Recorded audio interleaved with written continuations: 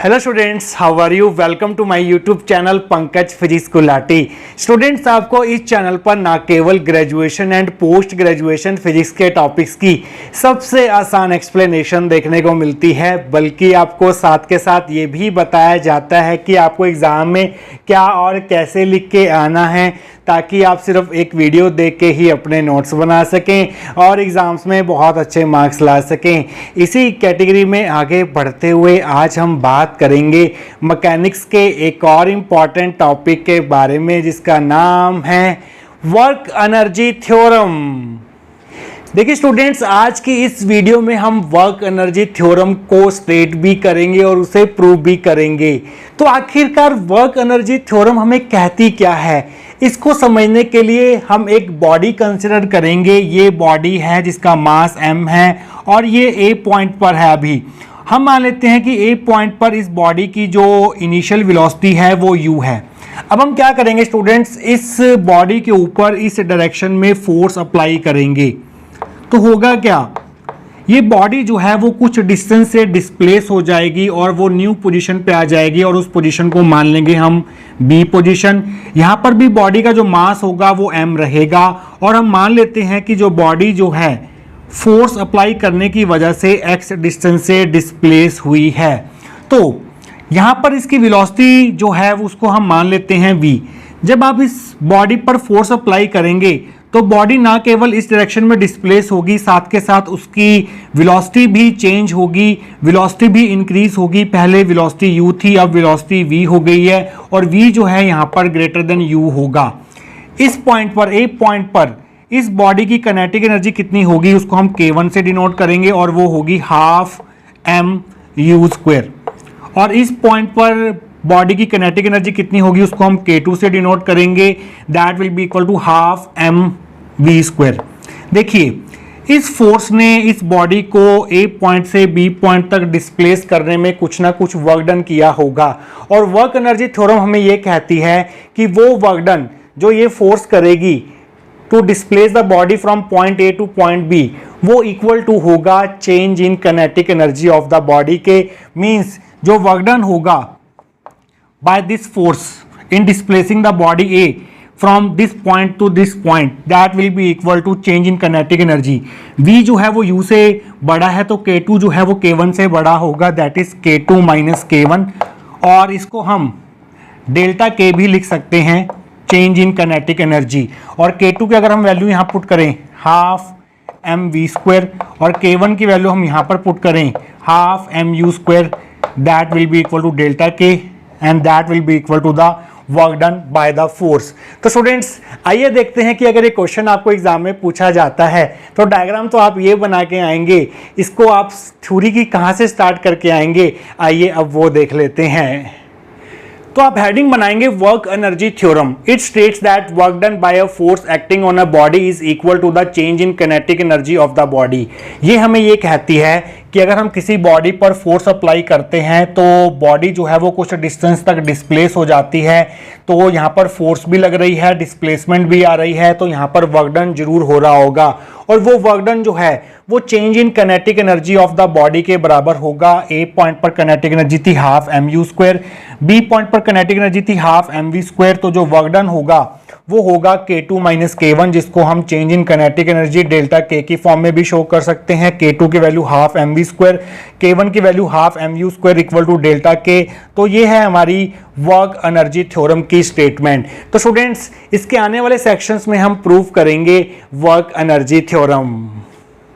तो स्टूडेंट्स, अब हम प्रूव करेंगे वर्क एनर्जी थ्योरम। मींस हमें ये प्रूव करना है कि जो इस फोर्स के द्वारा वर्क डन किया जाएगा वो इक्वल टू होगा change in kinetic energy of the body के, means K2 minus K1, that is delta K के बराबर होगा। ये हमें प्रूव करना है। तो आप हेडिंग बनाएंगे proof. Let us consider a body of mass m which is displaced from point A to point B through distance x under the action of force F vector। हम मान लेते हैं कि हमारे पास एक बॉडी है जिसका मास m है और a पॉइंट पर उसकी इनिशियल वेलोसिटी है u। इस बॉडी पर अगर हम फोर्स अप्लाई करेंगे तो ये बॉडी जो है वो x डिस्टेंस से डिस्प्लेस होकर न्यू पोजीशन b पर आ जाएगी और इसकी वेलोसिटी जो है वो चेंज हो जाएगी, इनफैक्ट इंक्रीज हो जाएगी फ्रॉम u टू v। आइए आगे बढ़ते हैं। Small amount of work done in displacing the body through small distance dx is given bye. अब हमें वर्क डन निकालना है जो ये फोर्स करेगी इस बॉडी को यहां से यहां डिस्प्लेस करने के लिए। तो उसके लिए हम क्या करेंगे, इस x का एक छोटा सा पार्ट कंसिडर कर लेंगे और वो पार्ट होगा हमारा dx। पहले हम निकालेंगे कि इस फोर्स ने इस बॉडी को dx डिस्टेंस तक डिस्प्लेस करने तक कितना वर्क डन किया। तो उसका अगर हम इंटीग्रेशन कर देंगे तो हमें टोटल वर्क डन मिल जाएगा जो ये फोर्स करेगी to displace the body from point A to point B. तो वो small amount of work done को हम डिनोट करेंगे dw से। और आप जानते हैं कि जो वर्क डन का फॉर्मूला होता है वो होता है फोर्स मल्टीप्लाई डिस्प्लेसमेंट। तो फोर्स है यहाँ पर F और स्मॉल डिस्टेंस है यहाँ पर dx। तो ये आ गया, इसको हम फर्स्ट इक्वेशन दे देते हैं। तो स्टूडेंट्स इसके आगे का पार्ट हम करेंगे नेक्स्ट सेक्शन के अंदर। तो स्टूडेंट्स पिछले सेक्शन में हमने वो small amount of work done निकाल लिया था जो इस फोर्स को करना पड़ रहा था इस बॉडी को स्मॉल डिस्टेंस dx तक डिस्प्लेस करने के लिए, और वो वर्क डन निकल के आ रहा था dw = f dx। ये हमारी फर्स्ट इक्वेशन थी। अब टोटल वर्क डन कितना होगा जो ये फोर्स करेगी इस बॉडी को यहां से यहां डिस्प्लेस करने के लिए, उसके लिए आपको सिंपली दोनों तरफ इंटीग्रेशन करना होगा। Total work done in displacing the body from point A to point B is given by integration of dw is equal to integration of f dx। और इंटीग्रेशन कहां से कहां तक होगा, a से लेके b तक, a से लेके b तक। और dw को इंटीग्रेशन क्या होगा, d से इंटीग्रेशन कैंसिल हो जाएगा तो यहां पर सिंपली w रह जाएगा। ये हमारी होगी सेकंड इक्वेशन। अब हम क्या करेंगे, according to Newton second law of motion, Newton second law में क्या कहता है कि ये फोर्स जो होती है वो होती है मास इनटू एक्सेलरेशन की। और एक्सेलरेशन क्या होता है, एक्सेलरेशन होता है rate of change of velocity that is dv/dt। तो इस a की जगह हम dv/dt पुट कर देंगे तो f आ गया m dv/dt।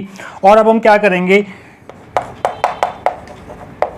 इसको dx से मल्टीप्लाई भी करेंगे और dx से डिवाइड भी करेंगे। इस dx को dv के नीचे लिख देंगे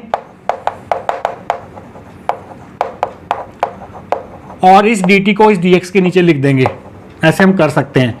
और dx/dt क्या होता है, x यहां पर डिस्प्लेसमेंट है और rate of change of displacement को हम बोलते हैं वेलोसिटी। तो ये हमारा v है, तो ये आ जाएगा f = m dv/dx into v, क्योंकि dx/dt जो होता है वो होता है हमारे पास v के बराबर।